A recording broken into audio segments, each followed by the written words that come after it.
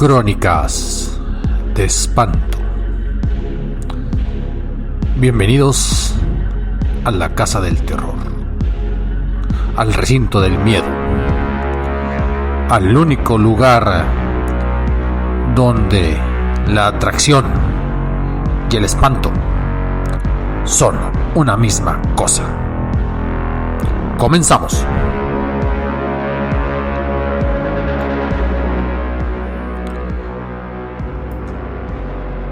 Estamos felices del crecimiento del podcast y queremos hacerlo crecer todavía más.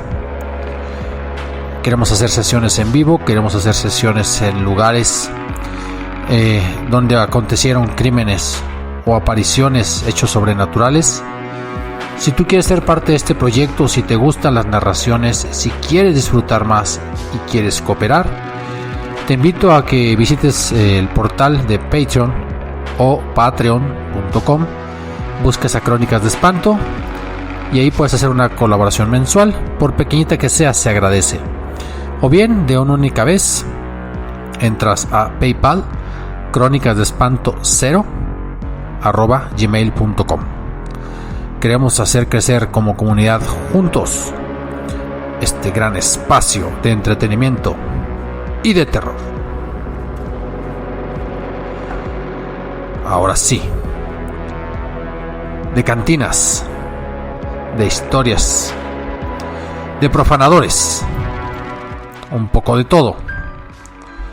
Y allá por el siglo XVIII, muchos de estos sucesos relacionados con apariciones sobrenaturales, con el robo a los indefensos, y quién más indefenso que alguien que ya murió, que su cuerpo inerte es incapaz de proteger aquellas posesiones preciadas, joyas, objetos, recuerdos, con los cuales en la cultura prehispánica, colonial y en consonancia con muchas otras, acostumbramos enterrar a nuestros seres queridos para que vayan acompañados simbólicamente al más allá. Y se dice que si una persona muere trágicamente y en su corazón existe rencor, ese lugar puede quedar marcado por la sed de venganza, incluso por las ansias de cobrarse una deuda, no importa si la deuda se adquiere en vida o en muerte. Y en el siglo XVIII había una taberna, un refugio de malvivientes, un antro, con el significado que tenía este término hace 20 años. Ahí por la calle de Santa María, en la Ciudad de México. Y esta taberna era famosa porque era el lugar preferido de todos los gamberros, los asaltantes, los maleantes más temidos. Se cree que la verdadera razón por la cual esta taberna cobró fama y reconocimiento era porque incluso las autoridades temían entrar ahí. Los policías de aquella época, los vigilantes, pues ahí apuñalaban a cualquier representante de la ley que quisiera poner orden. Terrible, ¿no? Pedro era el lampón más conocido de todos en aquella parte de la Ciudad de México. Además de ser certero con su espada, siempre llevaba una cartera llena de oro, y por eso muy a menudo pagaba la cuenta de cuanto amigo maleante estuviera en la taberna. Cierta noche, Pedro invitó a unos cuantos a que siguieran bebiendo en su casa, a que salieran de la taberna, a que él fuera el ídolo de esas multitudes. Y entonces recibieron la invitación con gusto. Para llegar hasta el lugar, abandonaron las calles, caminaron por unas brechas y descubrieron que tenían que cruzar el cementerio. Lo hicieron borrachos, con burlas y empujones, moviendo alguna que otra lápida y pateando cuanta tierra tuvieran enfrente, como muestra de que el respeto no era una característica de aquellos asesinos o de aquellos asaltantes. Ya entrada la noche y bastante pasados de copas, se abrió con violencia una de las ventanas, dejando entrar un aire aterrador.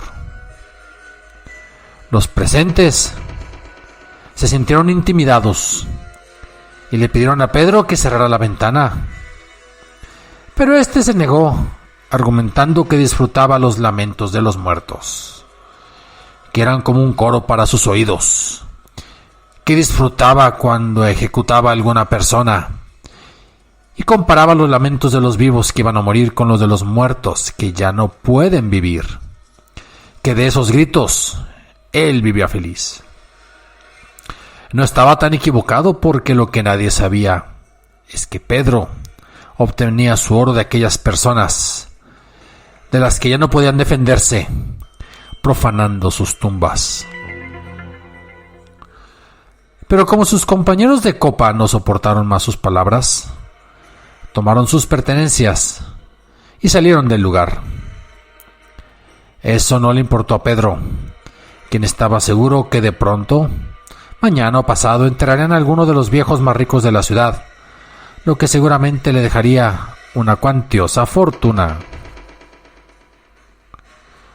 Ese momento no tardó mucho en llegar, pues un viejo que estaba tan enfermo, al cabo de 3 días, se le estaba celebrando el sepelio. Pedro esperó a que anocheciera para poder profanar la tumba de este rico hombre, de este criollo acaudalado, y como era de esperarse, aquel fue enterrado con sus joyas más preciosas y con finas vestiduras. De todo se apropió el ladrón.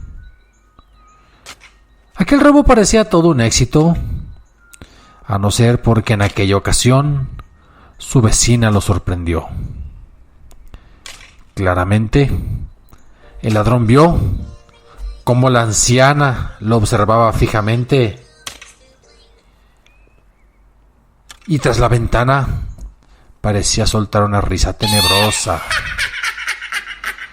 Con esto llegaba a desafiar su furia contra ella. En cuanto el día llegó, se presentó hasta la puerta insultándola.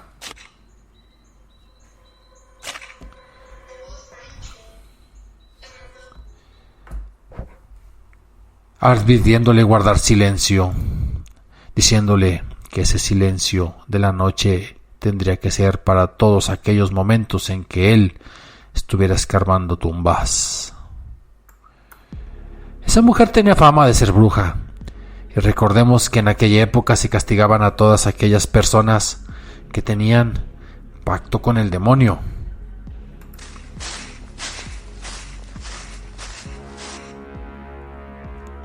Que tenía pacto con el diablo, pero tal vez la mujer se hubiera salvado de la Inquisición, sino porque Pedro, parece ser, le dio más fama de la que ella ya tenía, y le hizo creer a todos que él era testigo de sus actos de hechicería, y pronto los inquisidores fueron a apresarla.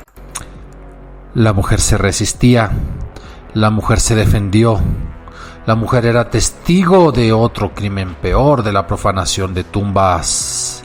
Sin embargo, fue encontrada culpable.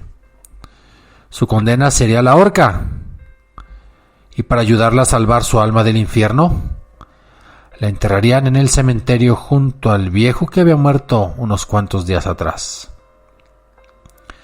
Pedro estaría feliz porque sabía que con su muerte su secreto estaría a salvo. Él fue de las pocas personas que estuvieron presentes en su condena. Justo en el momento de la sentencia, la mujer le lanzó una mirada desafiante, y después de unos segundos, esta mirada se clavó, ya sin vida, en los ojos del profanador. En cuanto llegó la noche, un aire se dejó sentir en toda la casa de Pedro. El hombre recordaba vagamente que la bruja llevaba en el cuello un amuleto, el cual debía valer algo, pues se veía bastante antiguo. Por mucho que intentó contenerse, Su naturaleza ladrona y profanadora le hizo actuar. Esa misma noche estaba en el cementerio al pie de la tumba. No tuvo que cavar mucho, ya que la mujer había sido enterrada sin ataúd. Era pobre, no tenía familiares, de modo que después de unas cuantas paladas ya estaba al frente del valioso amuleto. Pedro tomó el amuleto y sin darle importancia a la tumba la tapó como pudo. Pero en cuanto llegó a su casa escuchó un terrible gemido. ¡Pedro!, parecía oírse en el viento. Aquel lamento provenía del panteón. Pedro comenzó a sentir miedo y, encendiendo una vela, se asomó por su acostumbrada ventana para ver si podía ver algo. Pero nada, no alcanzaba a ver a nadie en el lugar. Se fue hasta su cama y ahí comenzó a intensificarse el lamento. Al asomarse nuevamente por la ventana, pudo ver sobre las tumbas una sombra que se movía con gran facilidad. Unos segundos bastaron para que esta sombra estuviera posada frente a él, sosteniendo en el aire por sí misma y mirándolo fijamente a los ojos. Se trataba de aquella anciana que había sido condenada. Pedro estaba paralizado y poco pudo hacer para recobrar las fuerzas.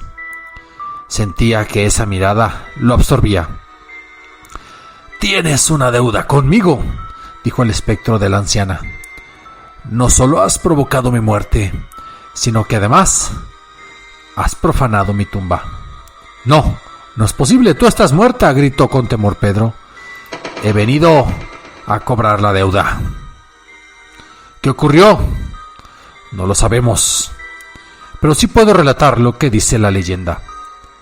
La leyenda cuenta que Pedro amaneció muerto, y cuando las autoridades determinaron la causa del deceso, se supo que había sido de un paro cardíaco. El temor de este hombre debió ser muy grande para acabar de esta manera.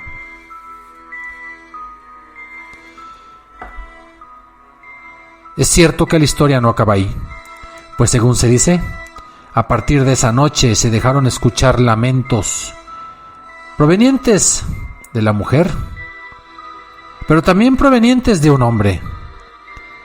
Y después de esto, se veía claramente que dos sombras ahora llegan juntas al panteón, que dos sombras entran juntas a la tumba, donde se suponía descansaba el viejo y la anciana. Y dicen las malas lenguas que esas sombras son nada menos que las de la bruja y las de Pedro, el profanador. ¿Qué creen, amigos? No vale meterse con los bienes de los muertos. Y esto fue Crónicas de Espanto.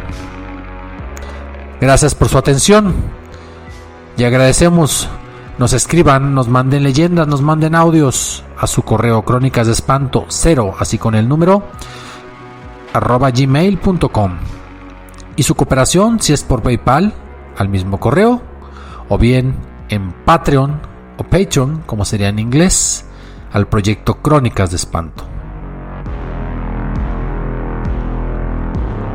Créditos a los cuentos de terror de la época colonial y a leyendas de la Ciudad de México.